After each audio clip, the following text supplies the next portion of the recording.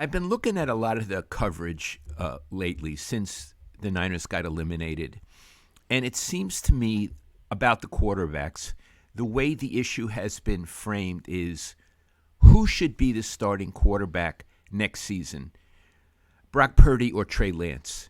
And there's been a lot of discussion, open discussion, interesting discussion about who should be the starting quarterback. But I don't really think that's the question. I think there's an underlying question that is more important than choosing between those two young quarterbacks. Right. I think the underlying and much more important question is either one good enough? Right. What do we know about them? Do the Niners really have a starting quarterback? And I'd like to say, from what I saw of Brock Purdy, he's very good. I don't know a thing about Trey Lance, really, because we haven't seen enough of him. But I'm going to give, for the moment, a worst-case scenario. I'm not saying this is going to happen, but I'm going to give a worst-case scenario. I don't believe, as far as I know, that Purdy has had his surgery yet. He hasn't.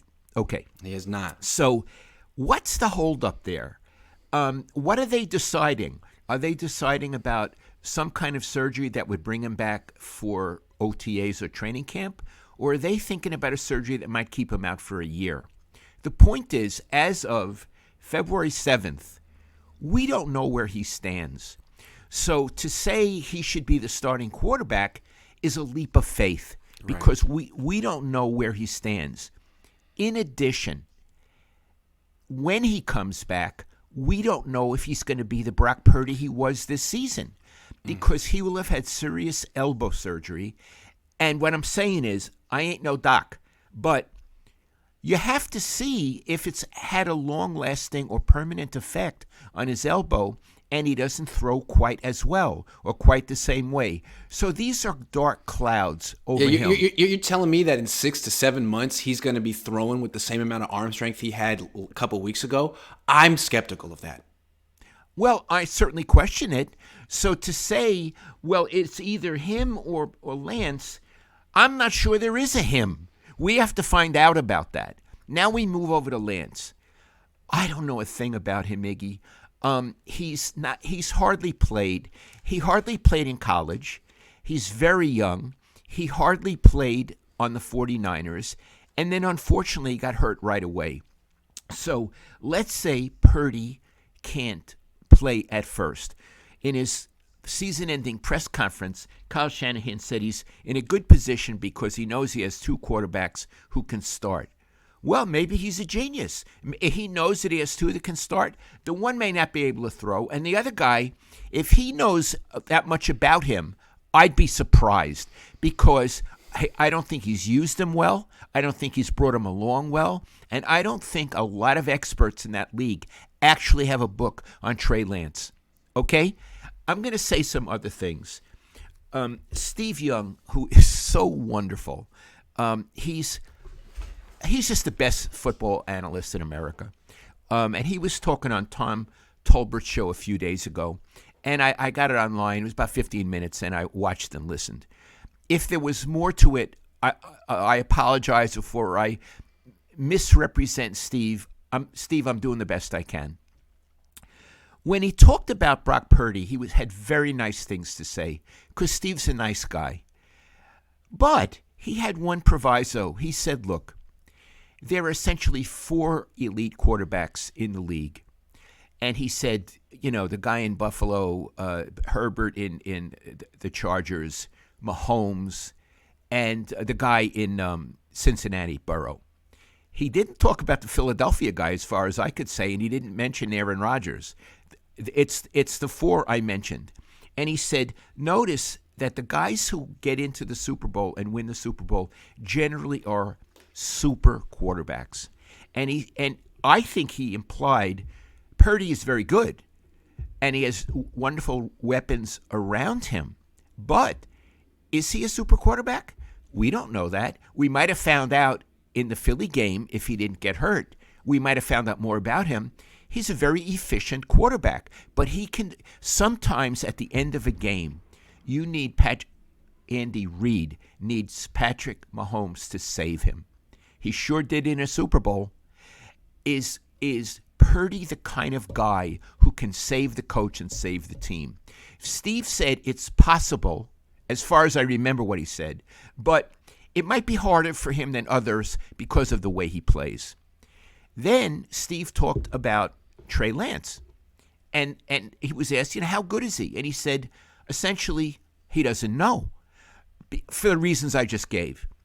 But he said he stood on the sideline for a long time, and he watched Jimmy and he watched Brock Purdy, and he said a serious and a talented quarterback can imbibe from watching. And he says he hopes that when OTAs, training camp, all that, OTAs, he was very clear, that Trey Lance has to show that by imbibing and being serious, he's upped his game from last year.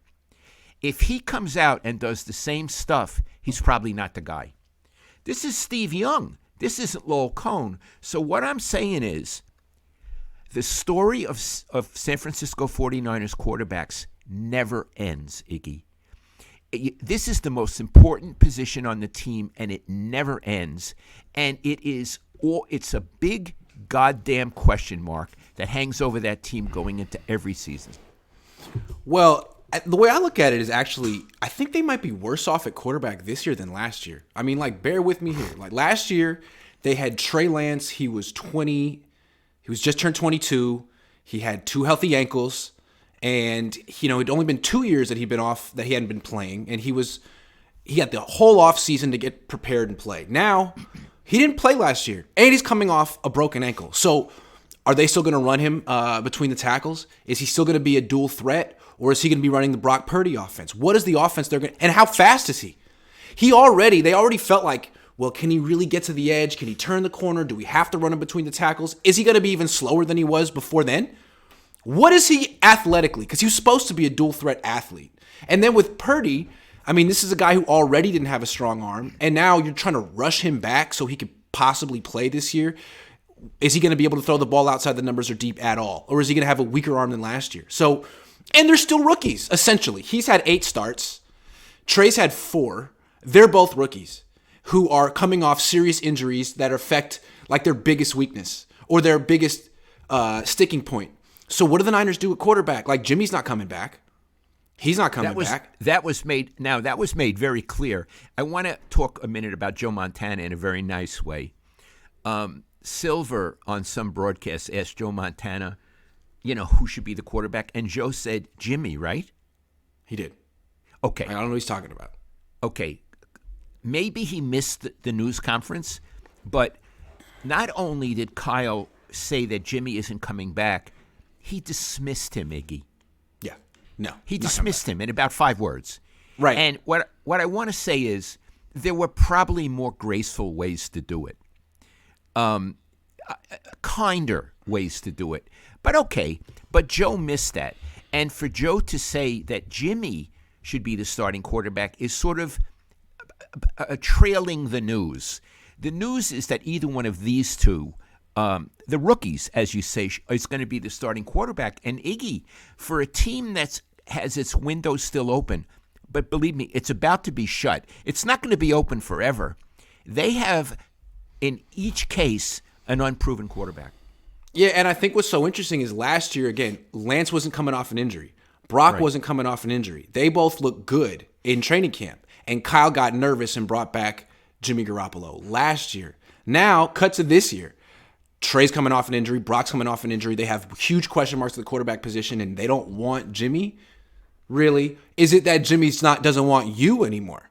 I think Jimmy thinks he's going to get a starting job somewhere else and doesn't need to be here waiting around for Brock or Trey to take his job. I think Jimmy's probably going to go to the Raiders with Josh McDaniels and start there and give the Niners the finger on the way out. And in which case, the Niners can tell themselves, we don't need him anymore. And they probably don't, but your guys are both coming off injuries. You have no idea what either one is going to look like coming off their respective injury. They're rolling the dice here, Dad, and they probably have to sign another quarterback too. How many rookies can you have on one team at quarterback? I have a question that you raised an issue a couple of minutes ago about Trey Lance, and I'd like to go into it a little more. You said what offense will he run if he's the quarterback? Will he run his own offense or the Brock Purdy offense? Could you go into that a little more and explain what the different offenses are? Well, last year when Trey Lance was supposed to be the unquestioned starter, is my audio okay? I'm trying to move it out of the screen. Can you hear me fine? I hear you. Can you hear me? All right. So last year when they wanted to make Trey Lance the unquestioned starter, there was no quarterback competition. He was the starter. All offseason, they were installing new parts of the offense, zone read, stuff that looks like what Philly does.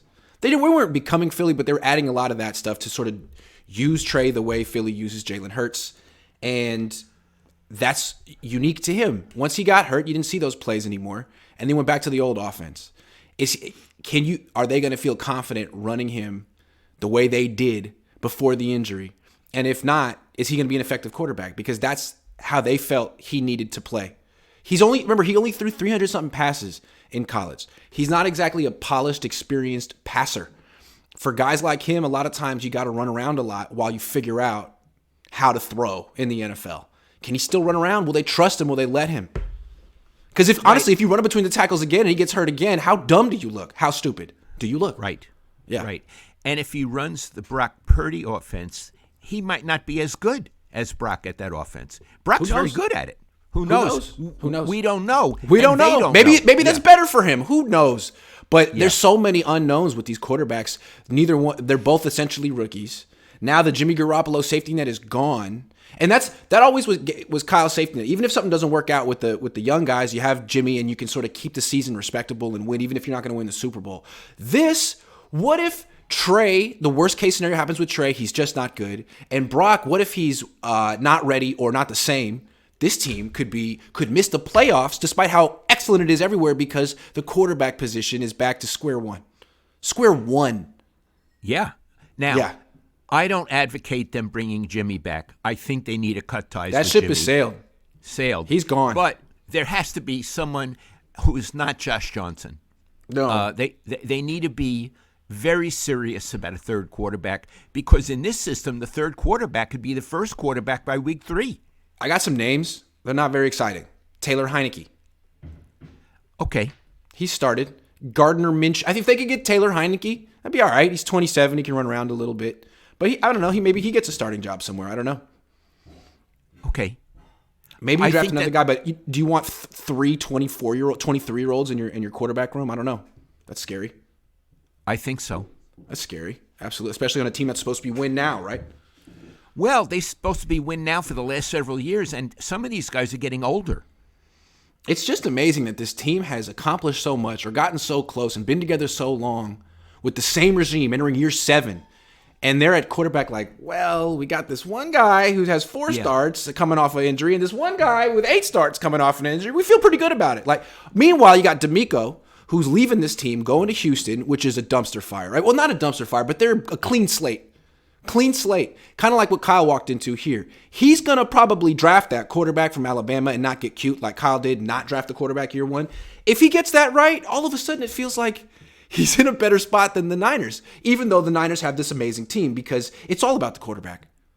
It's all about the quarterback. It's all about the quarterback. Yeah. It's all about the quarterback. Yeah. So what I find puzzling as an outsider looking on, and maybe even a little discouraging, is how many question marks are over the quarterback position as they move forward, and how Kyle seems not to know it. We have 2 guys we have confidence in. You know the cliche, if you have 2 quarterbacks, you have none. You have none. And you know what? Frankly, 2 wasn't enough this year. 3 wasn't enough this year. And I saw a stat, like, if you go back and look through Kyle's resume as a coordinator and coach, the quarterback he starts the season with often isn't the quarterback he ends the season with. He often goes through at least 2. So, I mean, that's another thing. Whoever gets the honor of starting week 1 for the 49ers, he's got like a 75% chance he's not going to be the quarterback when week 18 rolls along. So that's another thing. Here's what I think. If everybody can play and they're not hurt, I think they'll start the season with Brock Purdy. Then he'll get hurt in week 7, week 8, and then Trey Lance will have his shot. Yeah. And then when he gets hurt, they have to have the third guy. Because for whatever reason, And I know a lot of the Twitter douchebags don't like when we wonder if Kyle has complicity in his quarterbacks getting hurt. So let's not argue that. Let's just say a lot of his quarterbacks seem to get hurt. Yeah, and they have for a long time, and they probably will continue to. But he's going to keep waiting for luck to change. Luck will be on his side. It's funny. He acts like he's unlucky. Okay? Man, one of these years, luck is going to smile on him. Is he not the guy that just got the greatest rookie season ever from the last pick in the draft? I mean, that is luck. Brock Purdy saves your season. The last pick in the draft saves your season and takes you to the NFC Championship game. Anything that's like Dayenu, right? Jews, if you're not Jewish out there, you don't know. But on Passover, when you always go through Jews leaving Egypt, and there's this whole like refrain: if God had only done this for us, it would have been enough. If God had only Dayenu, right. It would have been. Dayenu. That's what Dayenu means. It would have been enough. You know, if Brock Purdy had only gotten you to the divisional round, it would have been enough. But he got you to the championship round, and then you said you got unlucky. Shame on you. Shame on you.